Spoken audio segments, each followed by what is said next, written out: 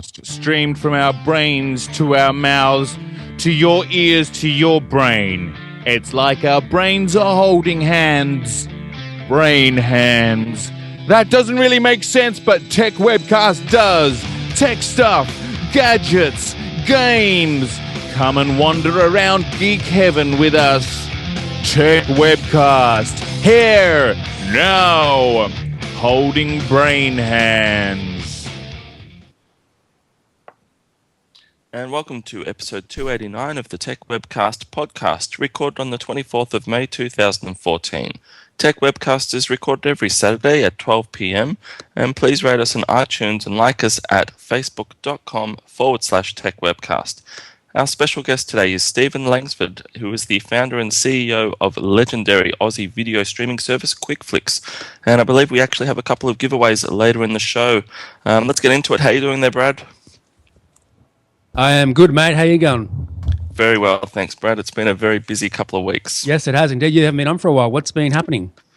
Not too much, except that we've just added an addition to our family. So we have a lovely baby boy called Miles, who was born just over a week ago. So, it's been a really busy time. So things are starting to settle now. So I'm really looking forward to getting back into the show. Good stuff, mate. Good stuff. Any Zafo news you want to mention? Yeah, we're just plugging away. We've got a few big things in the works at the moment. We've just added live video, a new function to our live video, so it runs a whole lot cleaner and nicer than it used to. We've also got in beta this week the live text chat with live video, and we've got a few other things. So there's probably not a lot of news at the moment, but we are working busily in the background. So a duck underwater, I guess. All right, mate. Good one. No, good to have you back on. Thanks, mate. Appreciate it. It's good to be back on. Good stuff. And Jennifer, welcome back. How are you? How's your week been? Hey, my week has been really busy, but not as busy as Andrew's with a new baby and all. But it's been going well. It's been going well. Thank you. Good stuff. Good stuff. And Jody, welcome back. How are you?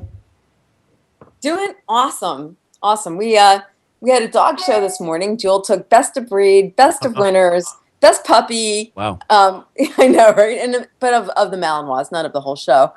But we're having fun with that. And very excited about Andrew's new addition. So, welcome, baby Miles. Thanks, Jody. And we also got Stephen Langford's on from Quickflix. Welcome, Stephen. Thanks very much, Brad. Thanks for having me back on the show. Good, mate. And what have you been up to? Been pretty busy? I have been extremely busy, but I've had a good morning, a bit of exercise, had my coffee. I'm now on your podcast. Nice one. Good to have you on, mate. Good to have you on. Thank you. Let's get into some news, and then we'll come back and have a chat with Stephen. Jennifer? Oh, yes. I'm sorry. I was waiting for Steve, our other Steve. He's not on tonight. Oh, Stephen. Sorry, what am I saying? I'm the other Steve. Sorry, I'm all over the place. Go, Steve, how are you, mate? That's okay. I didn't even think about it. Pretty good. Actually, I'm trying to set up his video, so during the live version of the Techwebcast, we can see his picture and I seem to just got it working. That would be fantastic. Appreciate that, mate. Okay. Good stuff. Good stuff. Good work. Okay, let's get into some news then, Jen. All right, we'll get into some news. So the first story is coming from cnet.com, and it is about Twitter. They may be in talks to purchase SoundCloud, which is a large service, as some people refer to as YouTube for audio. And according to Recode, Twitter is considering a deal to buy the Berlin-based company, which lets anyone from individuals to DJs to bands upload and share audio clips. And so now Twitter has actually, there's a new update that just came through now. Here we go. Breaking news. Twitter has decided to pass on buying SoundCloud. So there we go. Story done. Oh, wow. Yeah, there's a new update that just came through. Quick story.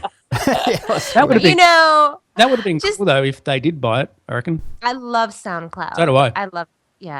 It's Breaking news. Breaking news right on Techwebcast. Yeah, wow. It was breaking, wasn't it? It was. We're going live. That's funny. So Well, the next story coming from computerandvideogames.com. Quickflix is now available on the Xbox One in Australia. So Quickflix launched, they're joining SBS On Demand and the list of Australian-specific streaming channels that are available on the Xbox One. It is also available on the Xbox 360, and it was announced that on the official Quickflix Twitter account that it will be on the Xbox One, and it does require an Xbox Live Gold subscription at the time. So good stuff there. Very good stuff. And moving on to the next story, along with streaming media, talking about Netflix. They are reportedly planning on an Australian launch again. The plan to move to Australia is being reported by The Australian, which has been reported before, actually. And so it says not to take just with a grain of salt, but a whole shaker. So the new report says that Netflix is planning a jump into the Aussie market within the next 12 months and is a nice, large, just-in-case buffer. So we'll don't hold your breath, actually. You don't know if it's really going to launch, but we'll see. And moving on to the next story, another one coming from TechCrunch, talking about Apple. They want Beats Music because transitioning iTunes to streaming could kill download sales. So why would Apple buy Beats when it could just evolve iTunes into a streaming music service? Well, it wants the talent of Jimmy Iovine and Dr. Dre. But according to a source with direct knowledge of iTunes' executive strategy, by buying and operating an external streaming service like Beats, Apple can coin off a smooth transition without cratering the record business. The record labels and artists depend on approximately 1 billion iTunes earns them selling downloads each year, and that could be disrupted if the 800 million account store shifted to subscription streaming. So in short, turning iTunes into a streaming-only service is frightening to an industry that is fast losing cash to streaming upstarts. And by maintaining iTunes as an album a la carte music sales service while running Beats as a sideline, the company can have it both ways. Moving on to a story coming from Mashable about Facebook. They're switching their default setting to private to prevent oversharing. So Facebook just this past Thursday reversed a 5-year-old decision to make the default sharing setting for new members public. From now on, those who join the social network will find their postings automatically set to friends. First-time posters will see a reminder to choose the audience for their first post, and if they don't pick one, it will default to friends.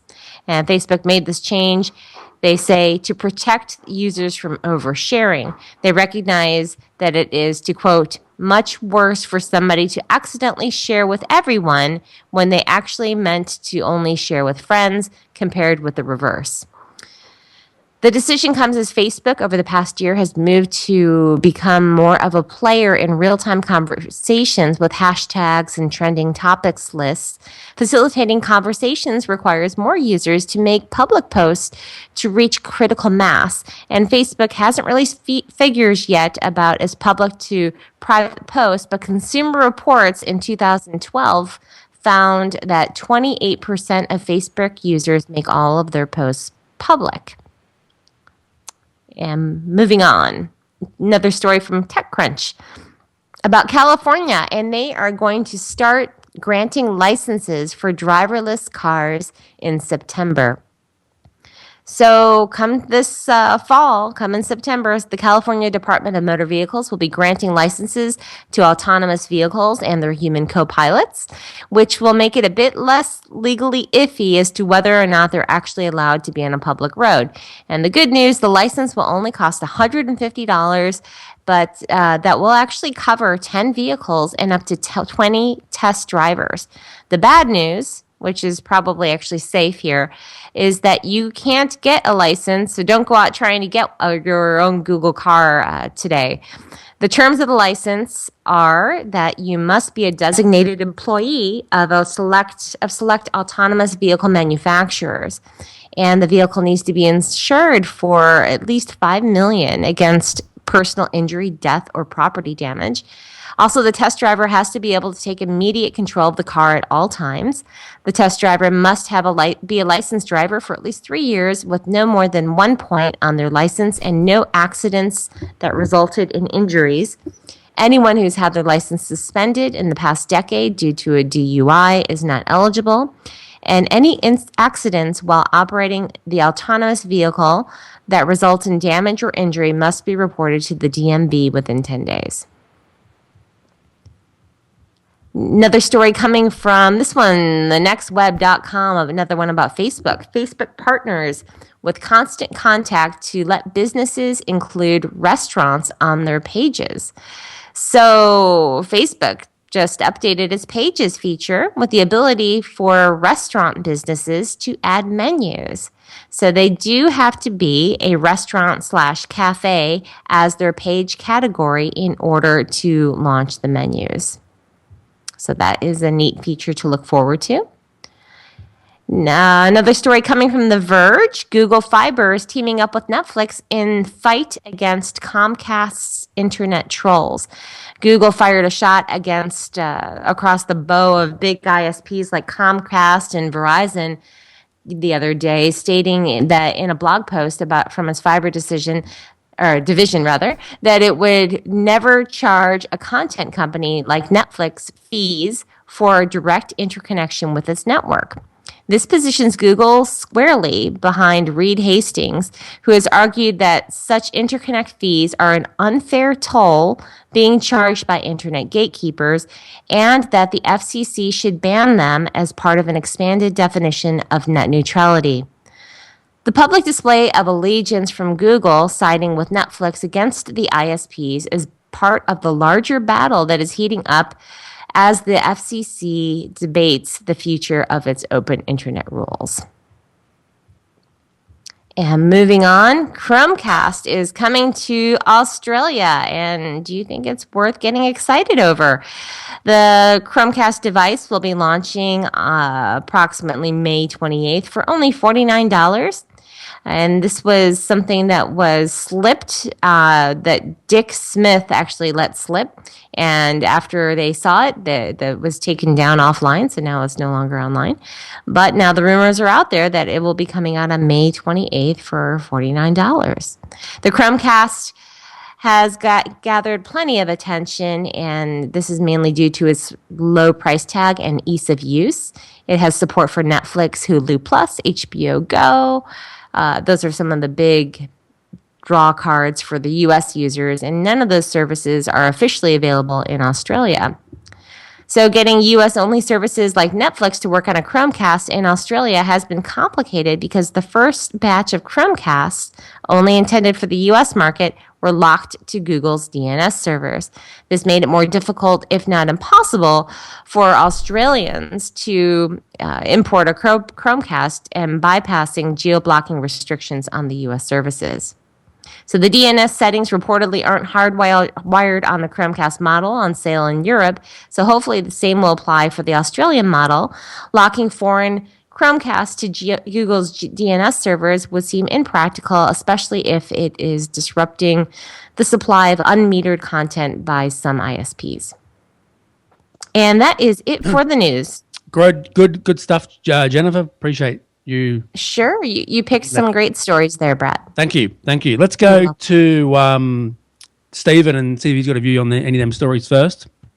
Well, they're all very interesting stories, and Netflix and over-the-top streaming and Quickflix featured in a number of them. So just goes to show the sort of industry that we're in and the sign of the times, I guess. Definitely. There was some interesting. You touched on quite a few developments there. So yeah, what would you like me to expand on? Well, what do you think about Netflix coming to Australia? Is that going to happen at all? Do you reckon or not? I think there's lots of there's regular speculation in the media about Netflix coming to Australia, and what you're seeing is recent announcements from Netflix expanding into France and Germany and larger European markets. So I think there seems to be obviously a lot of fascination in the media around whether Netflix will come to Australia anytime soon. from a Quickflix perspective, we think in time that there will be multiple over-the-top services.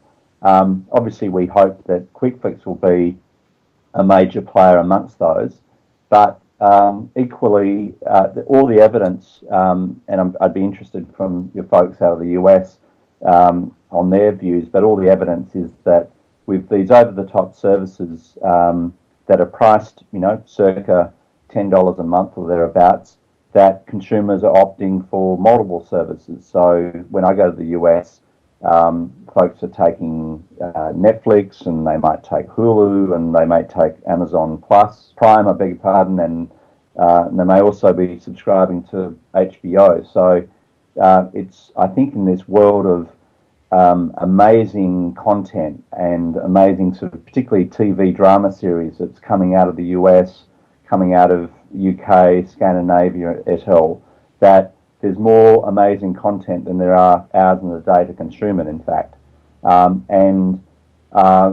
consumers are showing plenty of appetite to consume lots of content, and plenty of appetite to consume that across multiple providers. And what's interesting, I think, is that each of the over-the-top services at that sort of low price point kind of represents either a slightly different skew in the content that they have, or maybe optimized around a set of devices that distinguish them from the other provider. So in the case of Quickflix, for example, and we sort of talk, the comparison with Netflix. Quickflix has HBO content, Netflix doesn't. We also, besides the subscription service, we offer transactional, so a la carte.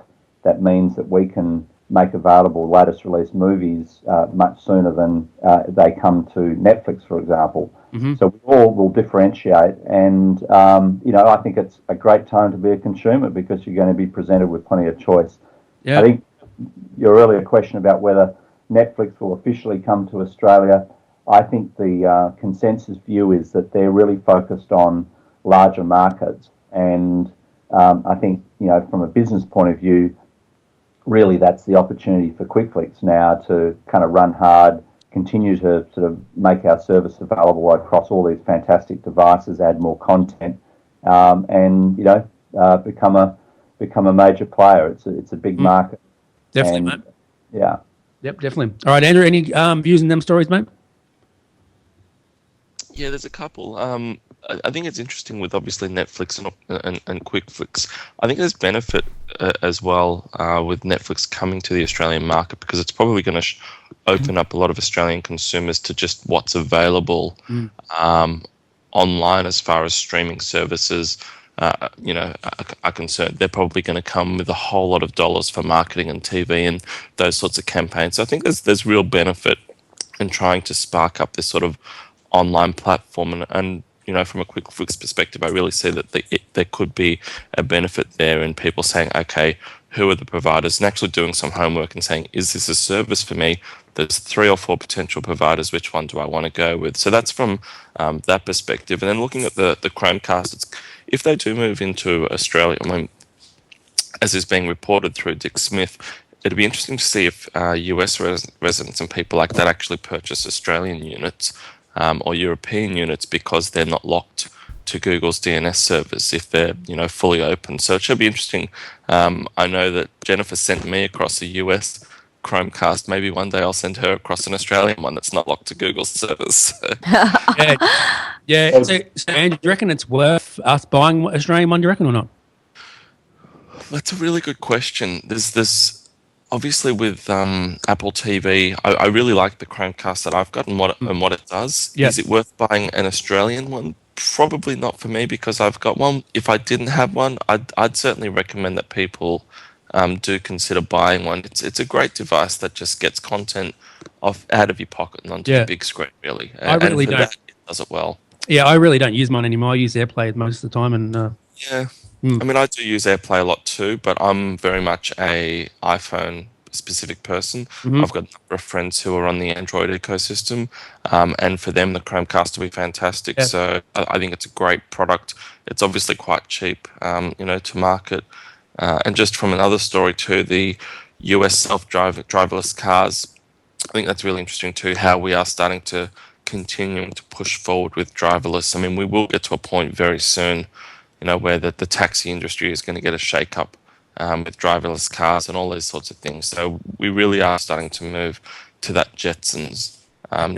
And I keep thinking of one of the senior execs at Google. I forget what his name is, but he's in charge of innovation at Google.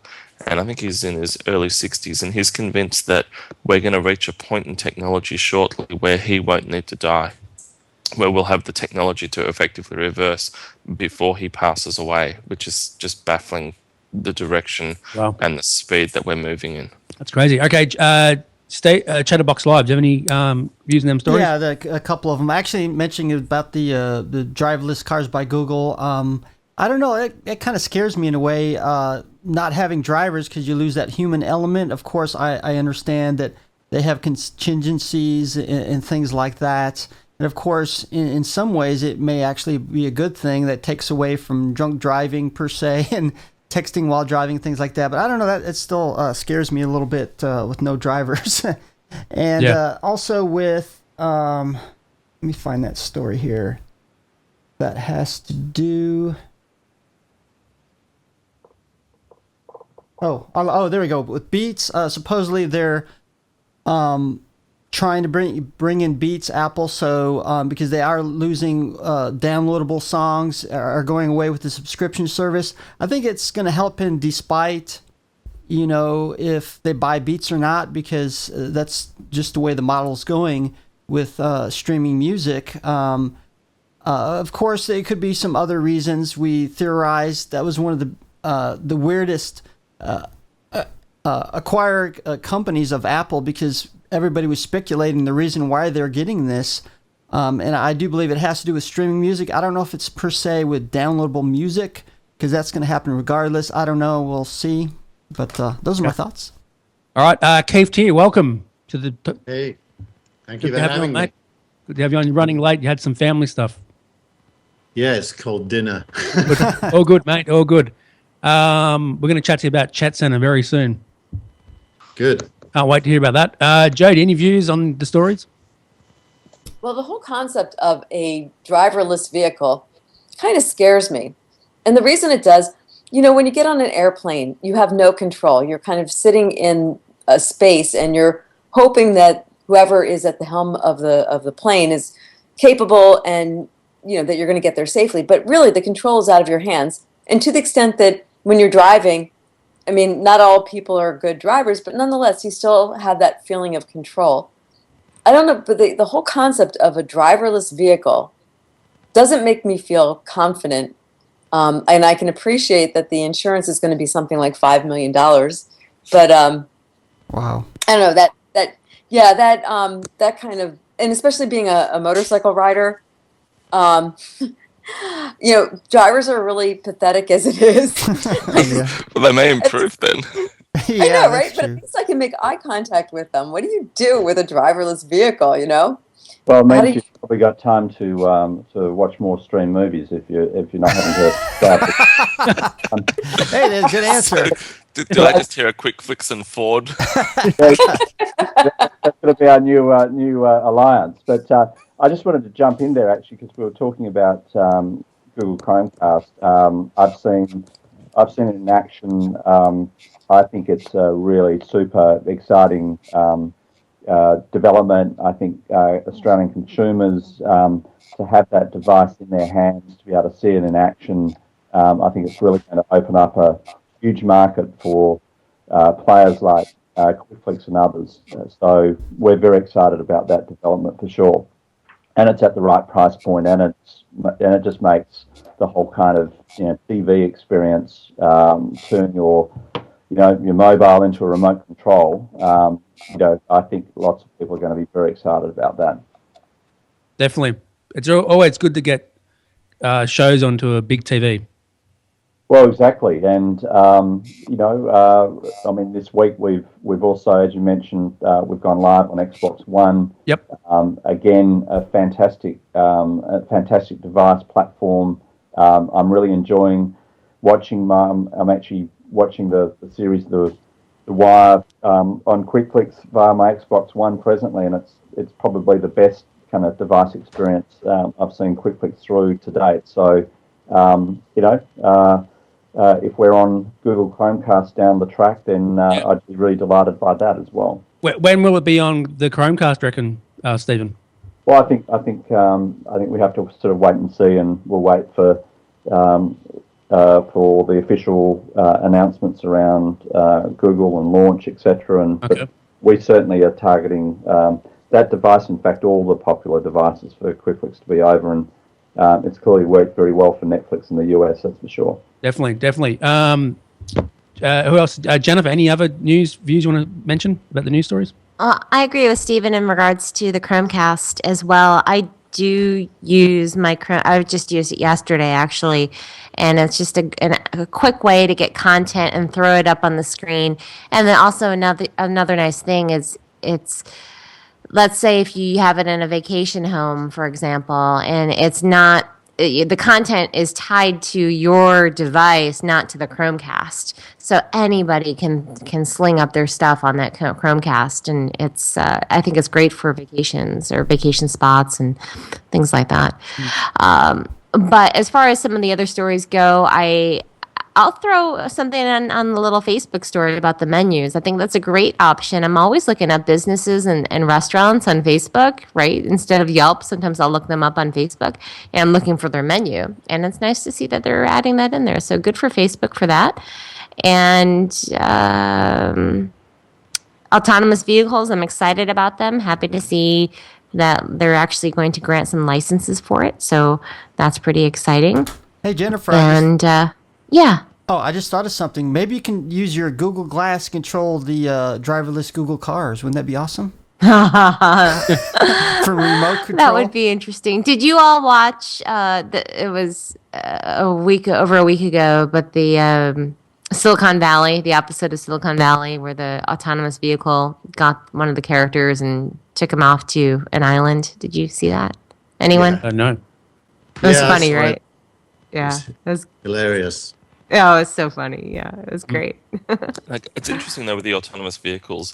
We've already got cars that will stop for you. If you're in a new Mercedes or BMW, if you're not watching the road, they've got self-braking mechanisms and things. So really, we're moving towards autonomous vehicles before we actually get there. If you want to think about it, you've got cars that will automatically park for you. So the driver experience that they're giving us now is purely one because we want it, not because it has to be there. Thinking I might use this opportunity to showcase a talent I have. Ready? Nice? I speak another language. Okay. Have a go, love a go. Not sure what that was. Advertisement. That was fun, whatever that was. That was an ad on Justin TV. I just turned it off. Okay, go ahead, Andrew. What are you going to say? Sorry about that, mate. That's okay. I said my bit there. So I was just saying that with modern vehicles, the high-end cars now, they have auto braking systems anyway. So we're quickly moving towards driverless vehicles in our existing cars anyhow. And self-parking. Yeah, exactly. Nice. And self-parking. So You know what? The joke is that Italy has had self-driving cars for 50 years. how's that? Italians don't drive. They just... Well, my dad's name is Tony, and he drives a Fiat now, so he gets the old "fix it again, Tony" all the time. Oh, and speaking about TV and commercials, have you seen the Fiat Italian family commercial yet? Not too sure I have. Oh, I'll have to share that with you all. It's fantastic. It's the latest Fiat ad. It's hysterical. So great. So, Stephen, just moving on for a moment. You guys are obviously working in Australia and you're building a massive presence. You're the founder of Quickflix. The company direction, where it is at the moment, is this where you wanted it to be? Is this something that is really exciting? And how do you guys work as far as competing with Foxtel? I mean, you're not direct competitors, but obviously there's a lot of market probably between the two of you. Yeah, well, I think... when it comes to streaming, we're only at the very, very beginning of what we see as the wave of demand. Australia's sort of lagging the take-up of US. I think now, we've spent the last couple of years investing a lot of money, a lot of effort into rolling our service across all the device platforms. So now our focus kind of moves to adding more and more content to the platform, improving the user experience, the UI, and getting out there and lining up some fairly significant marketing deals and alliances to kind of get the word out and get us into the hands and homes of Australian and New Zealand households. So March quarter for us, we saw a very strong 16% growth in our paying subscribers. In the last 3 quarters, the volume that we're streaming has been growing in excess of 20% quarter on quarter. So it's pretty exciting times in our company at the moment. We're used to being the kind of innovator, the fleet of foot, disruptor in the market. So in the days that we were online DVD rental, we were up against Telstra Big Pond Movies. That was an online DVD rental company, and a Hoyts-backed company as well. And even on a much less capital, we focused our energies into technology and partnering, and in time we overtook those companies and exited them from the market. They're no longer in online DVD rental at all. It's almost a bit of a rerun now, where we've got a head start when it comes to streaming, and now some of the larger players are also looking to enter our space, and we kind of think that's a good thing. Good competition. Foxtel has actually launched its over-the-top streaming service called Presto. That's $20 a month for movies only. It's standard definition, not high definition, and it's available on PC, Mac, and iPads. Whereas we're across, we're TV, we're high definition, we're $10 a month, and we're across smart TVs, game consoles, mobile tablet, you name it. So we're going to continue to use our sort of technology and availability across devices as a kind of a key differentiator.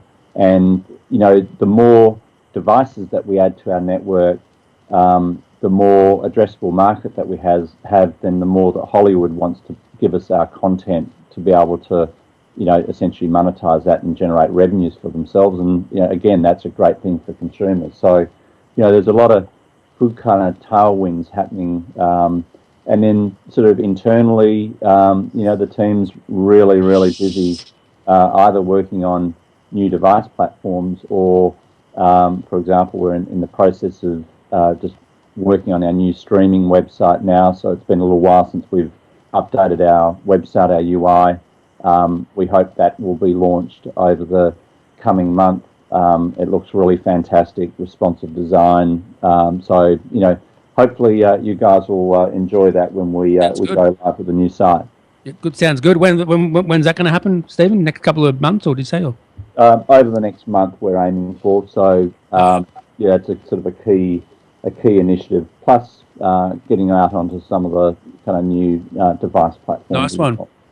Any word on Apple TV or the iPad app getting updated for AirPlay or anything like that, or at all?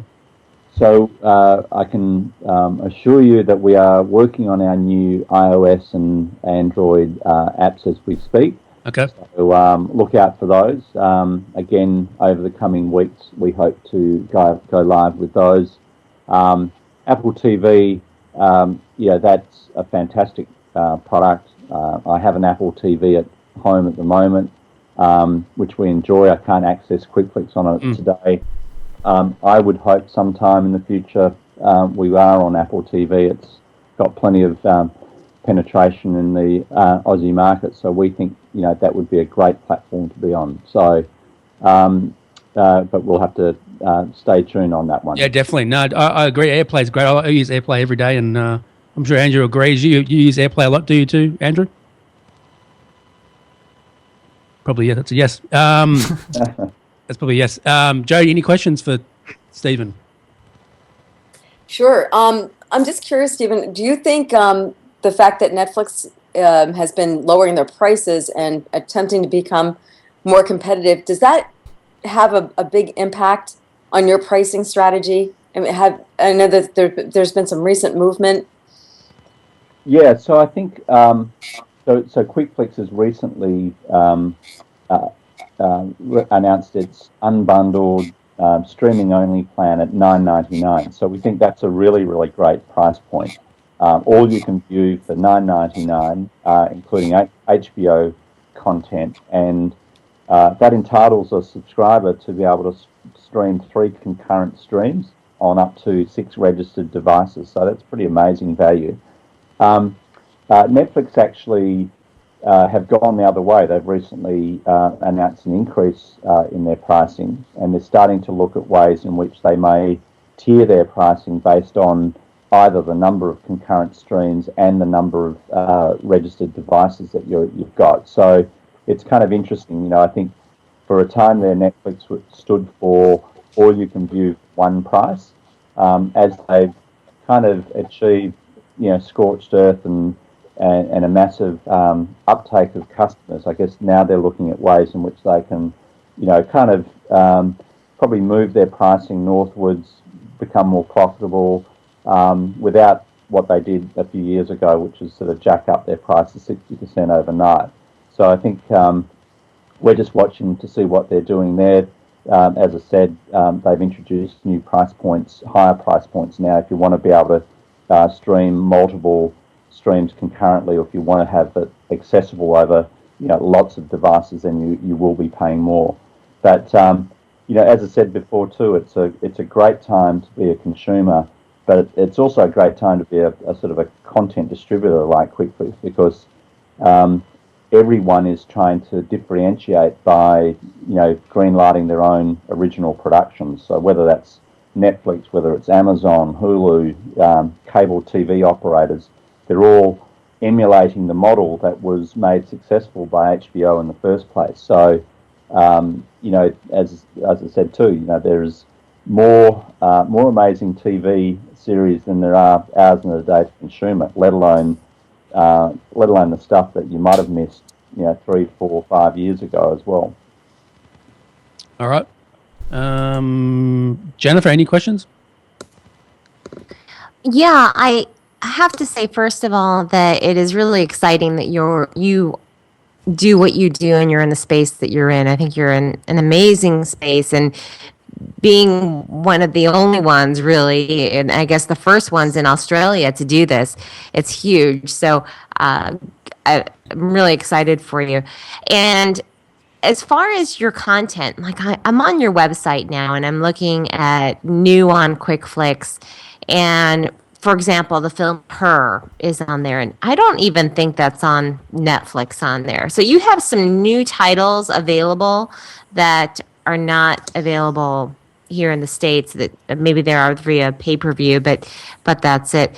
How, as far as the agreements go, how does that process work? I guess the licensing agreements completely differ, or they vary a lot, I would imagine, from Australia versus the United States. Is it easier, do you think, in negotiating these agreements for being in Australia than it is here in the States? I'm glad you picked up on Her. It's a fantastic movie if you haven't seen it. It's Not yet. it is really amazing. I would say it's the best movie I've seen in the last decade for sure. It actually, for me, it rates up there alongside Blade Runner. It's really, really wonderful. So for all you kind of tech geeks out there, I think it's a movie right up your alley, actually. I guess when it comes to accessing content, every market is different. Netflix won't be able to access HBO content because they're obviously arch rivals in the US. In Australia, I would say that, generally speaking, it's a way less competitive market, given that you have pay TV is only kind of in about 26% of households. So there's less competition here in Australia. There's a lot that's sort of going missing, unfortunately, to sort of BitTorrent, that the studios are obviously alive to. So as we become, as a legitimate player, as we offer more and more devices that it's accessible on, then, there's really no reason why Hollywood wouldn't want to license content to us, because it's going to stem some of the flow that's going off to BitTorrent. But again, some content is also locked up exclusively for a time. Game of Thrones 4, Foxtel had the rights to make that available in Australia for the time that it's in season. It'll come to Quickflix at season finale, and we're really excited about that. So Game of Thrones 4 with Quickflix in June. There'll be plenty of people that still haven't watched it by that stage, and we'll happily stream it to them. Nice. Stephen, I've got a question if I can. Sure. I live in Silicon Valley, and I'm pretty obsessed with the current state of capital available to companies like yours. And I noticed that you've adopted the strategy of a listed entity that you've raised money in. And I'm going to guess you've got a lot of insight into the Australian capital markets, the venture capital, whether it really is available or not, and alternative strategies for doing a company like yours and raising money. And I'm sure you've got bruises to show it. And the listeners would love to hear about that. I've got all the arrows in the back to pull out. That's for sure. I think firstly, if I was involved in a startup today, I think it's really exciting in Australia. Mostly because the world's got smaller. Access to capital, access to venture capital has become a lot easier. And my word of advice to anyone contemplating a startup that's got a great idea, that they believe that there's a market either in Australia, New Zealand, or beyond, is head straight to the US, head straight to San Francisco. So that's my word of advice for anyone that's got a new startup concept. I think Australia probably lacks kind of a deep, well-developed VC market. Consequently, the kind of capital and the sophisticated sort of support that you get out of the US just typically isn't available in the Aussie market. When we started out Quickflix, we're up against two well-funded competitors, Telstra and Hoyts, and sort of operating out of Australia, the sort of source of other capital is the listed capital market. So in essence, I come from Western Australia, which is the sort of wild west of entrepreneurs and resources booms and everything else. It's often that companies actually take the listing path to kind of secure their risk capital, and that's a path that we went down. It's enabled us to kind of raise the funds necessary to develop our online DVD rental service and ultimately our streaming service as well. So it's kind of horses for courses, but as I said, anyone contemplating a new startup, they now have the benefit of very easily being able to jump on a plane and head to Silicon Valley.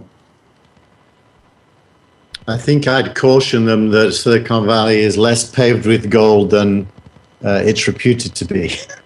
Well, I guess there's no easy path, right? I mean, I think you have to ultimately have a good concept, a good business plan, a good team, and there's lots of hard graft involved as well. So, there's no, I take your point. There's no easy path anywhere really. Ultimately, it's up to the entrepreneurs and the management team supporting them to do what is necessary to take the business forward.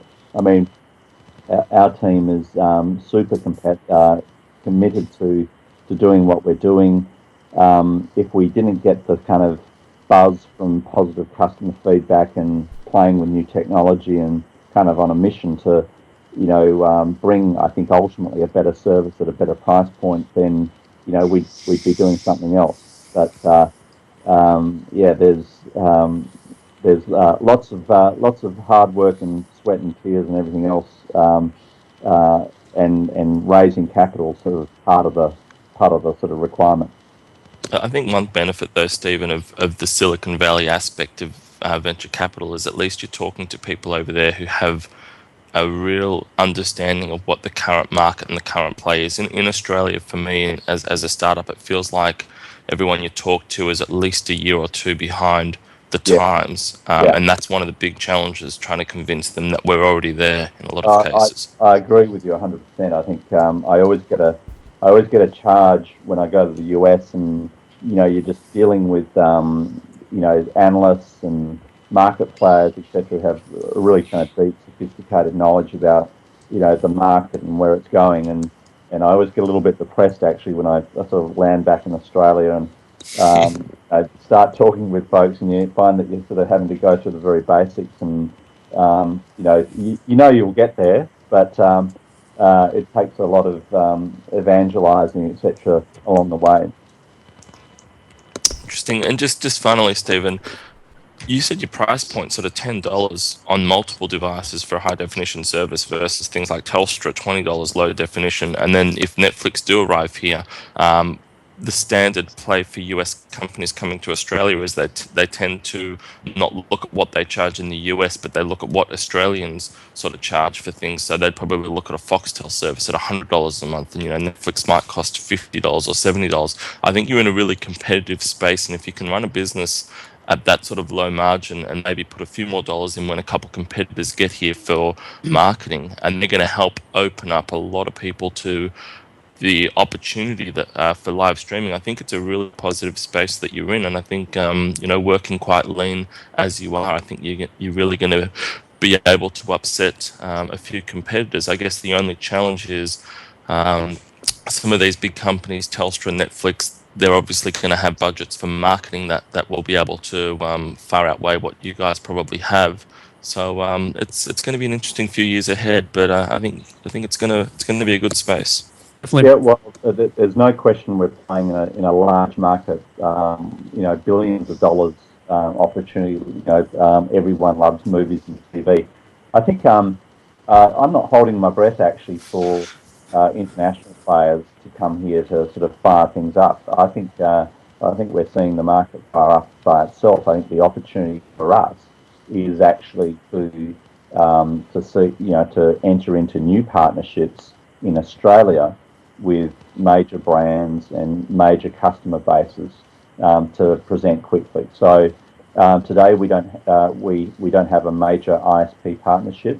A major ISP partnership is definitely on the cards for Quickflix, and we're also in very interesting discussions with major retailers and the like. So what you'll see is certainly an upping of the ante by Quickflix now that we have a very sort of marketable product and price point, and so there will be more exposure, and yes, as kind of competitors do their thing as well, then that is just sort of increasing awareness that there's a different mode to kind of traditional TV and pay TV.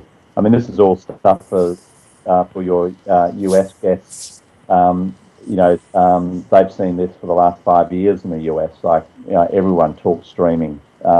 Grannies stream, everybody streams, and that's what we're going to see, play out in Australia over the next few years.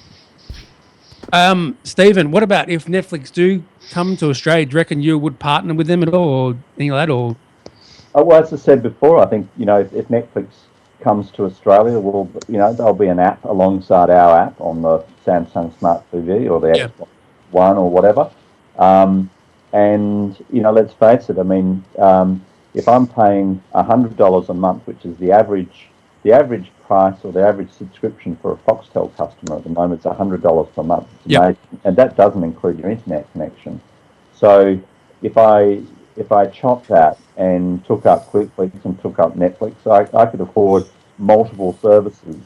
And as I said before, that's the evidence out of the US is that consumers are taking multiple services. So I don't know whether there's a partnership there or not, but we'll continue to compete and grow our service. And I think people may opt for Quickflix, Netflix, and whatever else. Sounds good, mate. So Andrew was saying, Andrew, what you were saying about Netflix coming to Australia, I think it's only going to be Australian content, nothing from America. It's all. I think Channel 7 had something to do with it too. I'm reading somewhere as well. I think that's a reference to if for any international player coming into Australia has to secure licensing rights for the local market, and so some rights might be tied up, others might be sort of non-exclusive. So I guess our job, given that there's clearly plenty of demand for over-the-top streaming, is to kind of satisfy customers, and kind of as to whether there's a need to get Netflix or not. That'll be hopefully less so as we continue to develop our service. All right. Stephen, you don't have to answer this one, but if Netflix did come to Australia and they wanted an automatic footprint, do you think there'd be an opportunity there, or would you, for an acquisition potentially? I think what's happening around the globe is that all the broadcast media players are seeing a transition of audiences to these over-the-top companies. So you've got a lot of powerful and well-developed media companies who are sort of seeing sort of audience leakage into new startups such as Quickflix. So when it comes to those who might look at Quickflix down the track as an acquisition, then it could be any one of the sort of international existing streaming players like Netflix, Amazon, Hulu, RTL. It could be one of the local media companies that need to sort of jump into the space. You've heard that Australia Post are looking to possibly privatise, and Amazon are in the logistics business, and they try and create a point of difference by Amazon Prime and sort of bundling in a streaming movie and TV service. So, by definition, does that mean Australia Post might end up being in this game as well? So all I can see is Quickflix drones. Yeah, definitely. It's just super exciting space, and who knows how it will play out. Stephen, can you give us a quick rundown on the new app that's going to be coming out? Just a quick sort of brief rundown on what it's going to be in. Any new features at all? Or? So the new app for... Yeah, for the iPad or for the iOS devices. Yeah, well, I think it's going to hopefully support some of the things that we've sort of touched on today. Okay, cool. AirPlay, maybe? AirPay, hopefully? We'll just have to stay tuned. Okay. I just want AirPlay on this app. So. And just finally, we've got a couple of giveaways, I believe, Brad, for Quickflix. Right away. What do you want to say? Oh, I believe we've got 2 accounts to give away. Is that right, Stephen? Yeah, 2 gift cards, man. I got sent to me in the mail. 2 gift cards. Which I'm not using, so yeah, I want to give them away to someone. Oh, well, yeah, do yourself a favour and enjoy unlimited movie and TV content from Quickflix with the gift cards. There you go. So we'll be running that giveaway. We'll put up some details on the website, and how we're going to do that. We might announce a winner next week. Yeah, definitely. We'll do that next week. Okay, so keep an eye on the Techwebcast Facebook and website, and we'll put some details up, and you can get your hands on those. Definitely. And check out Quickflix. Yep, definitely. Get it today and check it out. And thank you to Stephen for being on. Can you hang around for a minute, mate, or do you need to go? No, that's fine. Thank you very much for having me. I really enjoyed the conversation with everyone. Yep. All right, we got Keith Tier on. Welcome, Keith. Hey, how are you doing? Good, mate. You're working on a new app. I'm always working on a new app. Yes, you are. You are indeed. Tell us about it. What is Chat Center? Chat Center isn't really an app, actually, although it involves an app, but it's a different concept than that. Chat Center's starting point is that the ecosystem for chat on mobile is fundamentally broken. And that seems an odd thing to say, given that Facebook just paid $19 billion for WhatsApp. But therein lies the story. The way you can understand why it's fundamentally broken is if you compare chat to voice calls and text. Voice calls, you guys are in Australia. If I have your number, I can dial it and your phone will ring and we're talking. And you might be on a phone I've never heard of, running an operating system I've never heard of, and it really doesn't matter. It just works. And I don't have to ask what phone you've got or what operating system it runs. So voice is what you could think of as a universal namespace. A universal namespace meaning there's one numbering system, we're all part of it, and it's interconnected and it just works. Same is true for email. You know, I've got tier.com, you've got techwebcast.com. I can send you an email. I don't need to know what email client you're running, on what operating system it is, or even on what device it is. You will get the email. So email and voice, and I guess you could say text is a subset of voice because it uses the phone number system. These are what you could think of as universal namespaces with interconnect, and it just works. Chat, however, is app-centric. You know, there's WhatsApp, there's Line, there's KakaoTalk, there's, you know, arguably iMessage, insofar as it's not SMS. They're all huge. I mean, more than 100 million people are each using up to 10 different chat clients.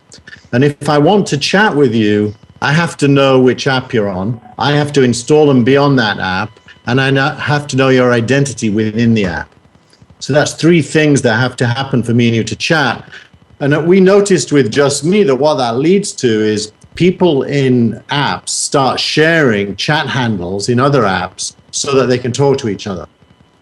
They did it on Just Me all the time. You know, one of the big questions was, what's your Kik handle? And then the other person would go and download Kik and they'd be able to talk.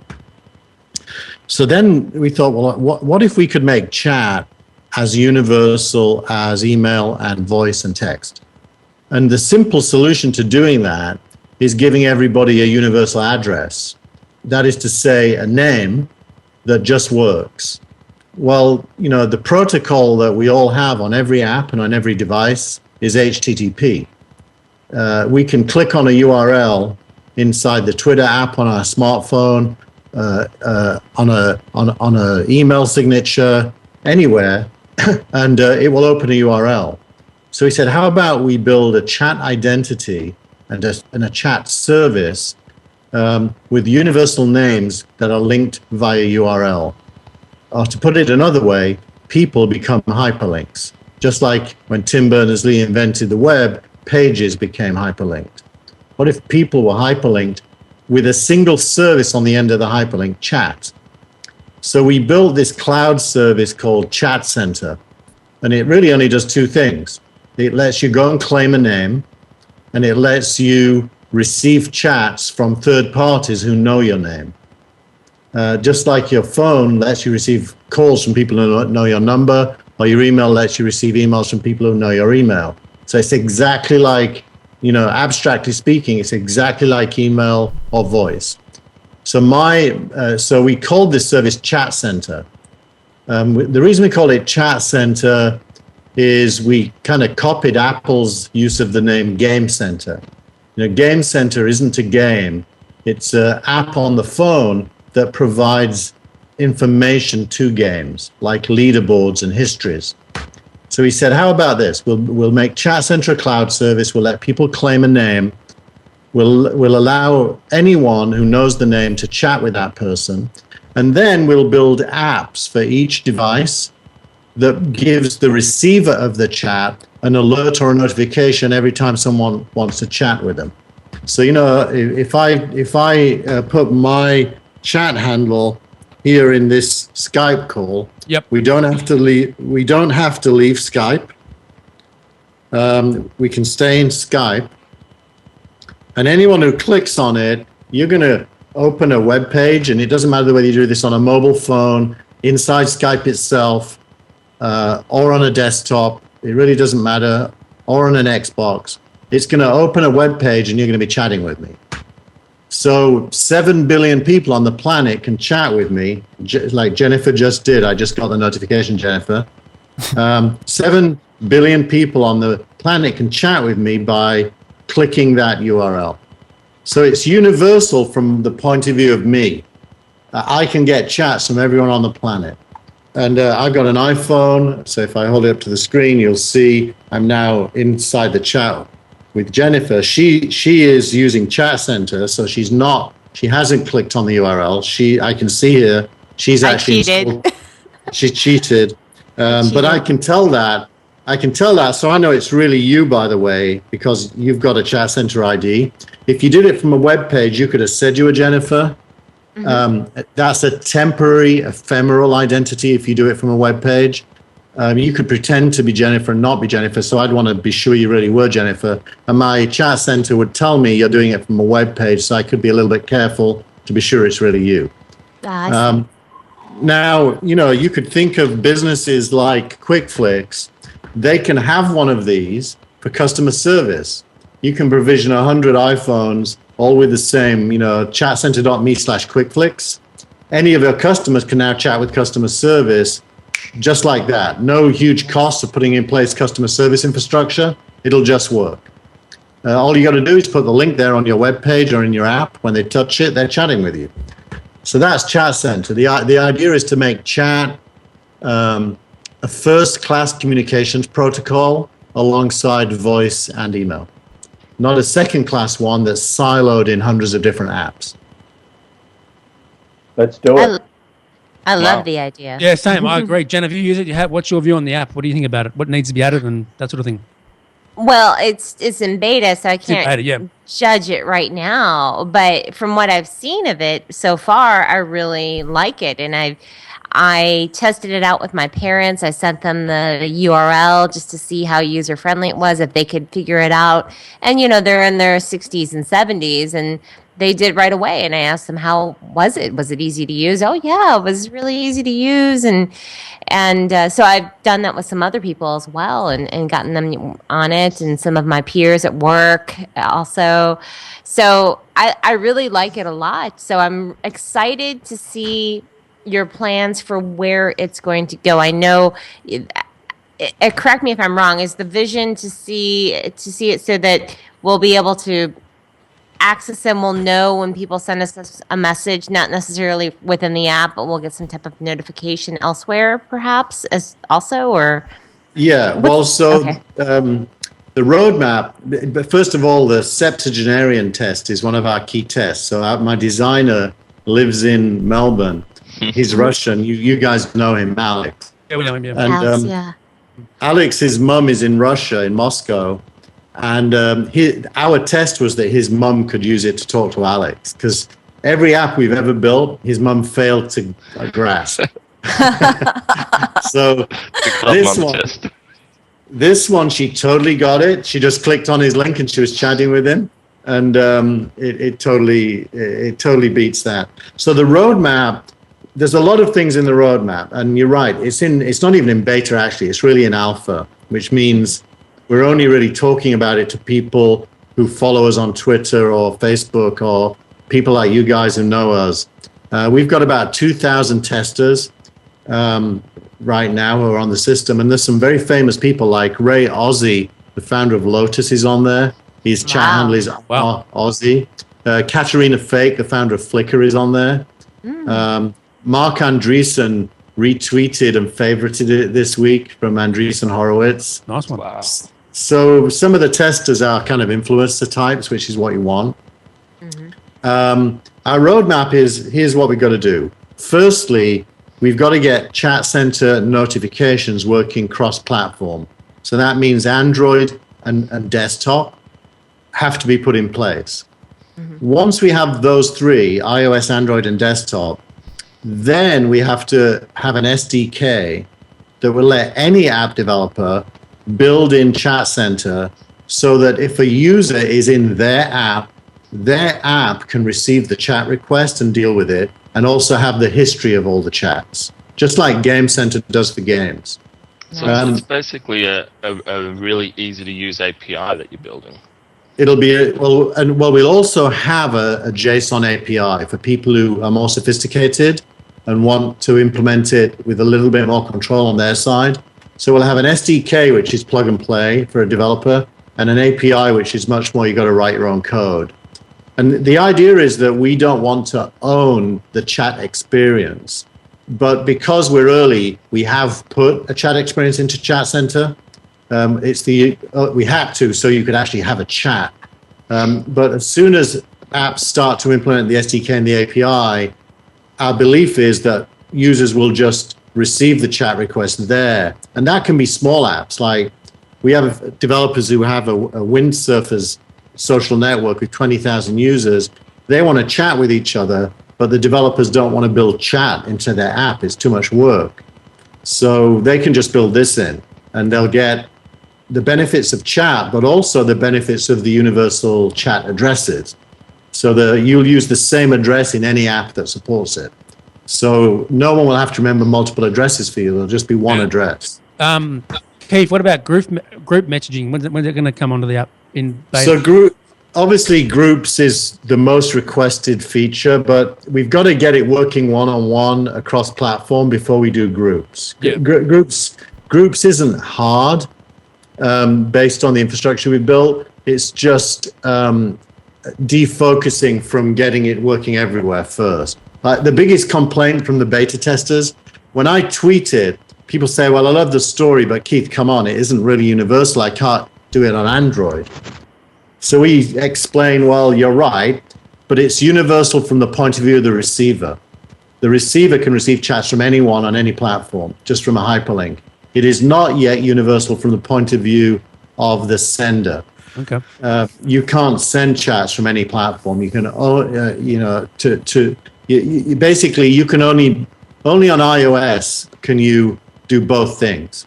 Yep. Well, so we understand the pushback. The pushback is it isn't truly universal until you can both send and receive on Android and desktop as well as iOS. So that's our short-term focus. Okay. Andrew, what do you think about this app, mate? Have you been using it for a while or what? Yeah, I have. I really like it. I think, Just turn as your you said, make Keith, it loud. sorry. As you said, Keith, it is an early app, so there's still a number of things that you guys are working through. But I really like the app. I like what you guys are doing with it. I think it's something that is very necessary because there's the potential there for a player like yourselves to go and create, I guess, a standard, which is what this really is. It's a chat standard that can be used by people and obviously accessible. I mean, I know for my startup, we were playing with chat. We tried implementing an IRC client, and that was just too slow. So for us, this could even be quite a solid solution for integrating chat into our app, into our platform, without having to go and actually rewrite an entire infrastructure for it. So I definitely see the benefit. I think it's a fantastic app, and I love the fact that I managed to get at Andrew on Chat Center. And I believe for the listeners out there, Keith, some of them might be, really looking forward to getting a unique name, getting in early. Well, is it yeah, possible so for them to do that at the moment? Yeah, if they have an iPhone, they must have an iPhone because you can't get a name without an iPhone right now. That's the only, because it doesn't make sense to let people get names on the web when they can't receive messages there yet. So the only place you can get a name is on the iPhone. You go to chatcenter.me, and it's spelled in the American way, CENTER, chatcenter.me/download. Actually, the British way works as well, CENTRE, just for people who are used to it, British English. And you get a link there. You can install the app on your iPhone. It prompts you to take a name, and once you got your name, it prompts you to share it. You can put it in your email signature, on your Twitter profile. Depends how public or private you want to be. You could just share it with people from your address book. It lets you do that too. And you can claim your name, and if you claim your name now, you will get to keep the name when it goes live on the App Store. Sweet. When will it go live, Keith? Do you know? Is it a lot like? Well, I think we're going to give it to Apple next week. It's still going to be in beta. Okay. We're not going to call it beta because Apple doesn't allow you to, but it will be beta.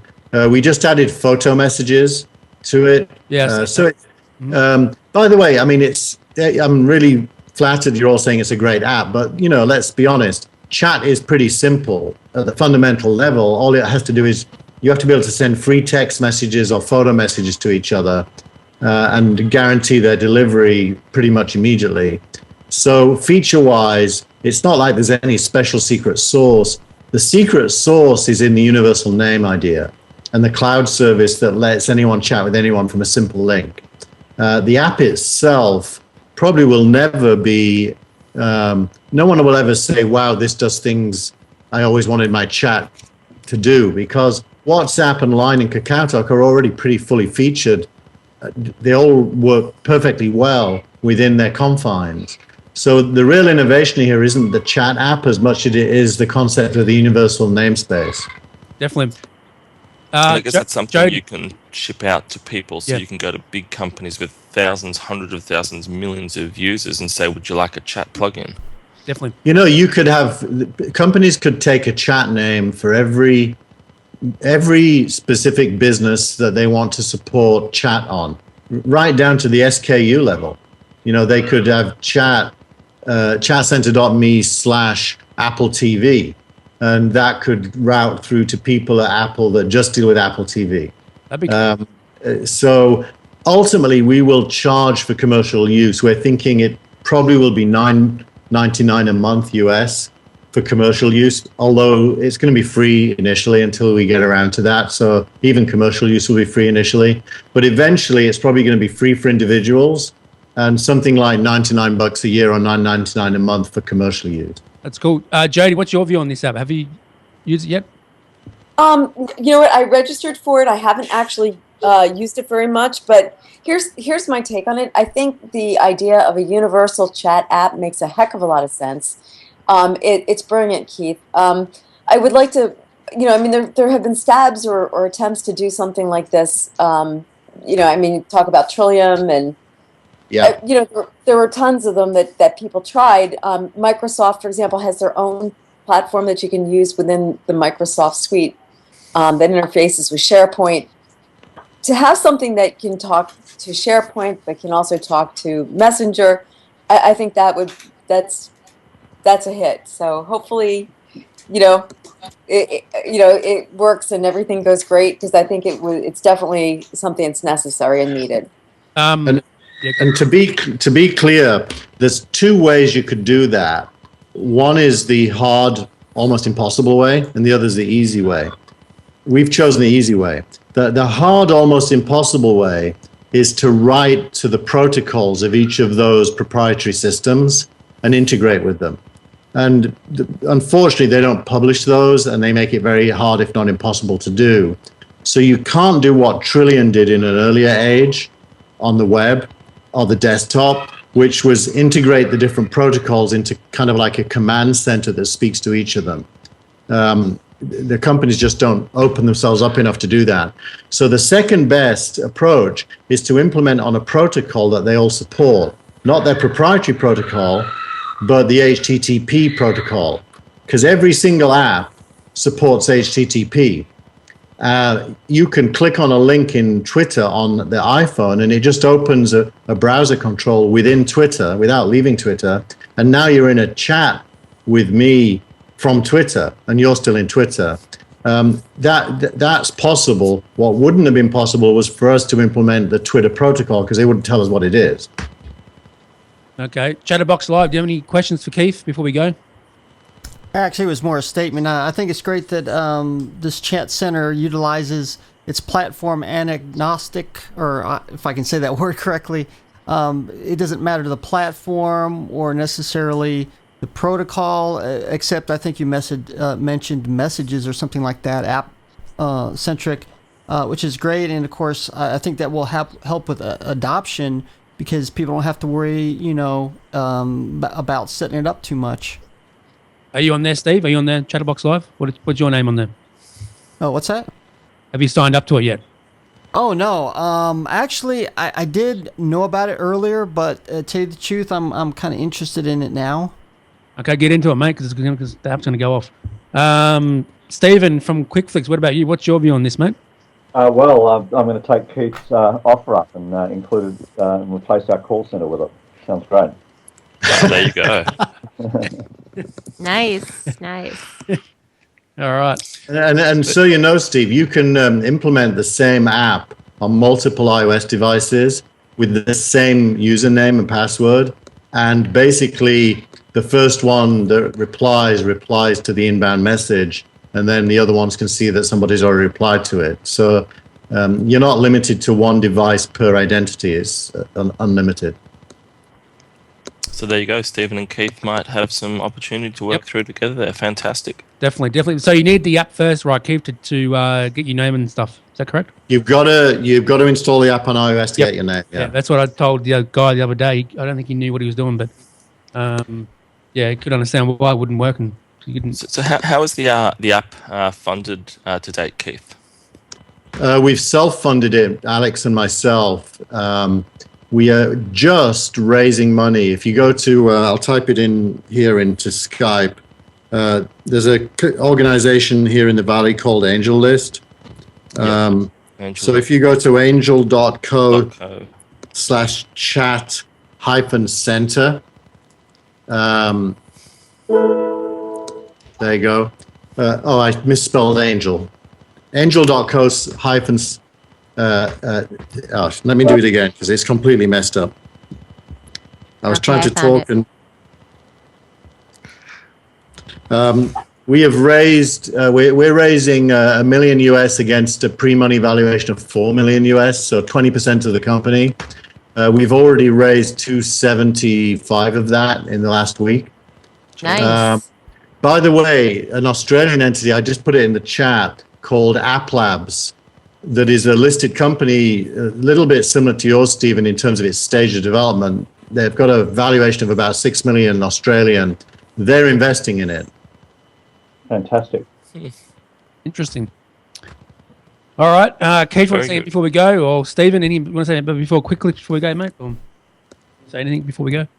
No, just thanks for having me on there. No problem, mate. No problem. Looking forward to all the new updates and stuff. And where can they get hold of you, Stephen, on Twitter and stuff? Oh, talking about me? Stephen from Quickflix. Oh, there you go. So, where can you get hold of me on Twitter. Yeah, just quickly. What's your Twitter handle or any way that people can follow you? Yeah, Quickflix, Andrew. Okay. All right, Andrew, what about you, mate? Yeah, you can get me on the Zafo.com or the Zafo app on the iOS store. You can get me on Twitter and Facebook at Cunning Drew. Okay, get me on Twitter at Brad Elton Techwebcast. Jennifer, and where can they get you? They can get me at jenniferruggiero.com and also check out getnerdywithit.com as well. Yep. What guests you've been having on this week? Actually, next week we have 3 shows going on next week. We have, yeah, I know, because I've been out for work for the past 2 weeks, so we were doubling up, or actually tripling up. So coming up on Monday, we're talking with Timothy Harris from Renegade Comics. He has a new comic out, so we'll be talking with him, and then we'll be talking with Keith Barrett and then John and Bethany Goss from Chumley. Yeah, they but that's supposed to come on the show, but I'm not sure what happened. Yeah, so they'll be coming on to talk about Chumley. Yeah. Good stuff. Yeah. What's Keith Barrett do? What does he do?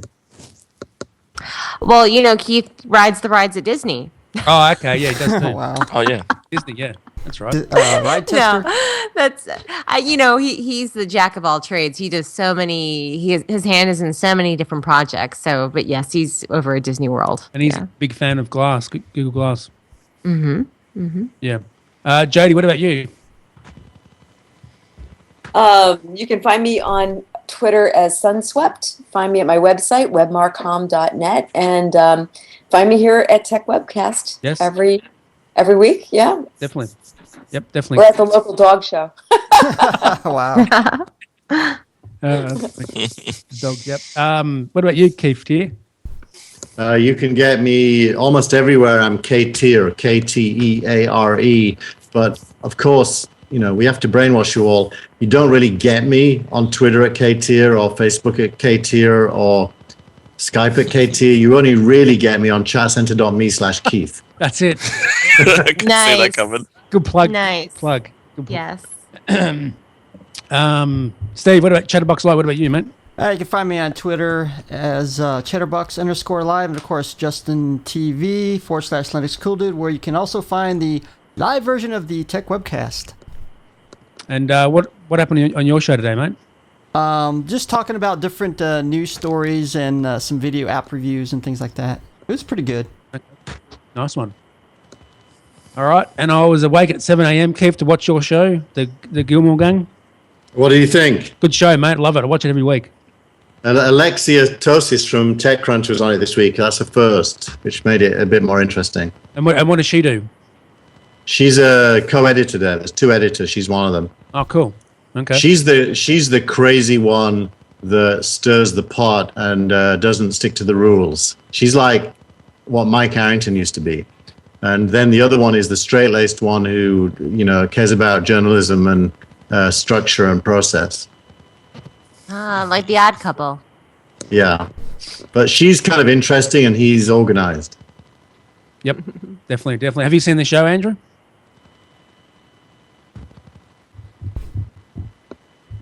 I think he's on mute. I've seen the show. I've seen the show. Definitely. It's a great show. Jody, have you seen the show? Have you seen the show? What's going on with the audio? I was on mute too, but because the dogs have been messing around in the background. Wow. But yes, awesome. Yeah, it's a good show. Andrew, are you back yet? I am back indeed. Have you seen the show, mate? This morning's Gilmore Gang? Yeah. No, I haven't seen it yet. I'll catch up. I usually catch up with it during the week. Yeah, you should watch it, man. It's a good show. Yeah, I do. I usually catch up with it during the week, so I'm looking forward to seeing Alexia on the show today. I might have it. Somebody should build a web DVR that can record the live stream so you can watch it before they publish it. Yeah, definitely. Yeah, there you go. That'd be good. What is Now TV, by the way, Keith? Just get a quick brief of that. What's Now TV?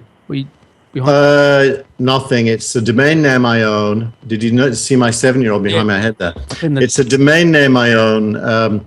We have a project at my incubator, Archimedes Labs, to compete with CNN by doing a global internet news channel.